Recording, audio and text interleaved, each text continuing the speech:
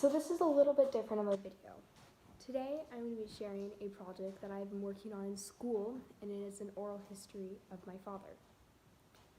For identity purposes, I'm not going to be saying his name, but it is about my father, so take that as you will. My father was born on August 31st of 1973, and he graduated in a class of 500 as number 20 with a 3.92 GPA. My father went to Harvard, and during high school, he was part of an exchange group that went south of Moscow.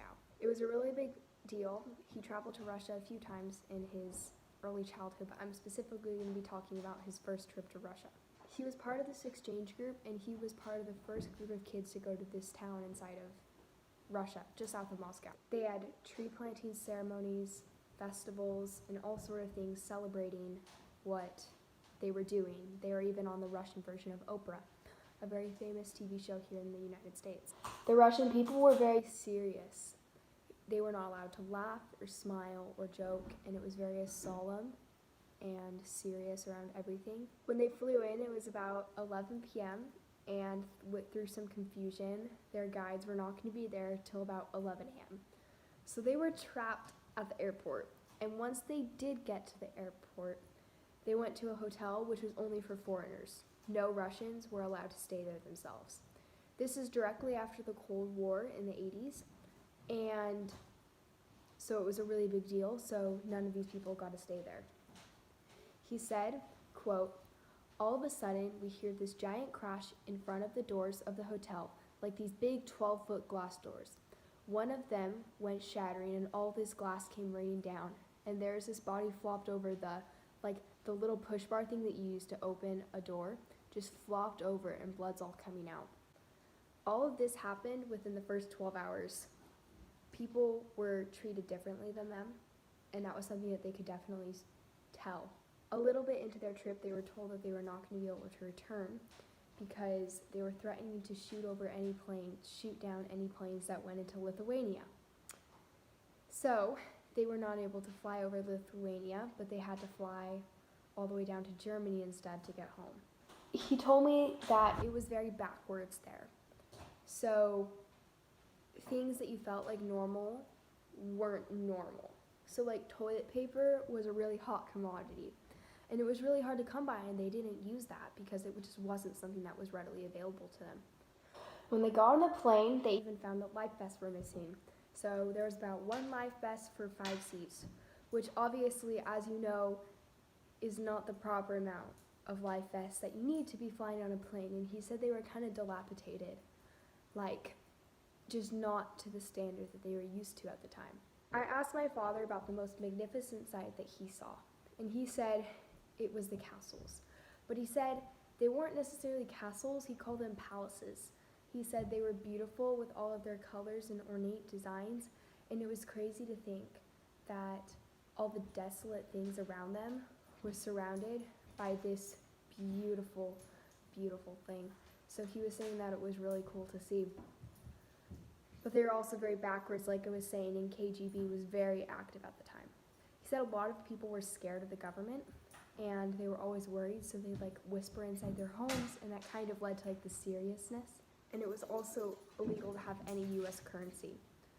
When they got off the bus to get to their hotel, he was telling a story about how the bus person who drove the bus, they were asking for rubles, which is one of the currencies that they use down in Russia, and they only had US dollars, and he was scared to accept them because he knew that he could get in trouble for having those. So it was a really big deal to have that sort of thing, and something that they weren't allowed to do. So they had to get rid of it and exchange it. He says it's also really scary to see how the US is slowly leaning towards the things that the Soviet Union did, like getting canceled over bad reviews on the internet. People just got in trouble for everything there, whether it was wrong or whether it was right. And they were saying that it was really scary to see how all that happened. The following summer, the same kids that he visited came back to the States and visited them. He said he could really tell the difference that was between the two different places when they came to visit. When they came to visit, they took him to a grocery store. Specifically, this one lady they took to a grocery store. When she got to the grocery store, she started crying, and she said this isn't real. This is not what you showed. This isn't what the US is like. She thought it was a fake thing that we do. So they took her to a different grocery store and a different grocery store and a different grocery store all across their city. And they lived in a major city at the time. So there were lots of grocery stores. So they took her all over, and she didn't believe that this was real. And she just kept saying, they've lied to me, they've lied to me, they've lied to me, I've been lied to. Because they'd show them the slums of the United States and all the poverty that we do have in some areas, rather than highlighting the good and the bad. So it was really eye-opening because they realized that they had been lied to their whole entire lives and that they were just being fed all this propaganda. And in their grocery stores, they didn't have anything on the shelves. It was like really hard to get things. So to finally see that we had such an abundance of so many items was really mind-boggling for them and something that they had never experienced in their lives. In Russia, they also ate a lot of very interesting food. My dad said he remembers saying a prayer to, quote, saying a prayer to God in mind that I would not throw up on their table, end quote. He said he would take a bite and cut it off and stick it in his mouth, and then instead of chewing it, he'd just kind of chew it. And then he'd drink some of their drink, and they had soda water because their pipes were all broken and stuff like that. So he had chicken hearts in his soup, which he got used to after he did a mission for the Church of Jesus Christ of Latter-day Saints. But the first time, it was really gross for him. And he also said it was really gross when he had cow tongue because they just cooked it and sliced it, taste buds and all, everything. And just the thought of taste buds laying on your plate, he said, was really crazy and not something that he was used to. So they definitely ate a lot of interesting foods that we are not used to in our society. They had a lot of shortages of everything. He said gas wasn't especially big shortage that they had at the time. The Soviet Union was our really big enemy at the time, and so he said it was really crazy to see that they had all these shortages, like their military. So he visited a military town. Their military, they didn't even have enough gas to train their soldiers and to run all of their machinery and cars. So all the soldiers would ride the bus and carry gas cans that they would have had filled up across the city back to the base because they didn't have enough to supply. And he said he realized that they were very selfless towards other people, but even when they didn't have enough for themselves. So he was a 17-year-old boy at this time, 16, 17, and he was riding around in all these tanks, driving them, doing this and that for 6 hours, wasting all this gas that they truly did need. It wasn't something that he needed to do, and they didn't even have enough to use it on their own people, so he found that really cool. They didn't have a lot of access to technology. They didn't have a VCR. They had a small television, but when he came back the second time, he went and brought this family VCR, and he said he had to buy a special one because of the Europe adapters and things like that, so they had to be able to run on the European power system compared to the United States power system. He also said it was very competitive for the Russians to get into this group because they had hundreds of applicants but only about 10 spots. So they had to know English really well, even though they didn't have to know Russian, because it was a lot easier for them to get into this sort of thing. The family he stayed with was definitely higher up on the scale. He had some government status, but even then they were severely poor, so he went and bought one of the kids a pair of Levi jeans, which was just $15 there, which seems really cheap, especially for Levi's. But it was a really big deal to them to make that sort of purchase. So it's definitely not something that we're used to, because you wouldn't think that that would be a huge deal, especially to those people, because it was stuff that they actually genuinely needed. But it was a really big deal to them, so they were really treated horribly and got paid horribly for what they were doing. The other thing that he said that was really interesting is that they don't sell deodorant or fluorinated toothpaste or anything like that. So they all had silver caps and really bad teeth, and obviously body odor because of that. So when one of the kids came back to stay with them, they bought him so much deodorant and said, use it, use it, use it. But all he wanted to do was save it because he knew he didn't have any back home. So it was really interesting because we take that type of stuff for granted.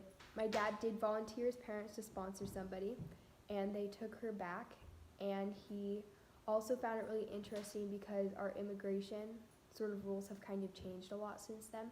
So they had to guarantee that she was going to have a place to live, people to take care of her, and provide for her needs. And obviously we have seen a big shift in that sort of thing. So it's kind of crazy to see that what they did require they no longer require, and what they didn't require they now require. He said the biggest insight was that we have a lot of applications of freedoms that they didn't have, and how that has definitely changed over the past 20 years, 40 years-ish, and how he's seen so many different things happen, and how the U.S. has turned into more like the Soviet Union the more time has went on, and that we're adopting a lot of characteristics that we didn't have before that we now have. It was really crazy to see all these poor people in these horrible circumstances that we have nothing to do with. Like, we don't even think about people being in those type of circumstances. Like, they didn't even have cars to help carry their hay anywhere. Like, there was this one man, he said he saw it, and he just had a cart stacked with 10 feet high of hay. So they were just like they were a lot more ancient with their technology at the time when they were having this really big technology boom all across the world at this moment. You got paid no matter what you did and how you did it. So no matter what your job was, you had the same wages as somebody else. And whether you did a good job, a great job, or a horrible job, you still got paid the same. So he said that after seeing it in action, communism never works, and that it may seem good in theory, but he says seeing it and actually realizing how it affects people has really made him realize that power does corrupt people, and it's really sad to see that happen. He also had to carry a lot of brag money on him. He had $1,000 in brag money from his grandfather in case he caught up in a jam that he could kind of bribe people out of situations, because it was based off of a lot of bribery, including government officials at the time, because they were so low on money that it was a really big deal to get that sort of thing. The last thing we talked about was kind of along more the lines of food, and he was saying how all their food, there was no specific standard for having it. So meat would just be laid out, and you didn't know how old it was, you just hoped it was good. And the same thing was kind of for milk. Milk was a really hot commodity there, and it was really hard to come by. So he went and he found milk, and he bought some because it was super duper hard to find. When he came back, it was all spoiled because it had been sitting out, and they don't really refrigerate things except for inside their apartments. So there's a lot of things that we have the luxury of today that they didn't have, and it was really eye-opening to do this oral history and to realize all the many blessings that we do have in today's society. Thank you. Bye.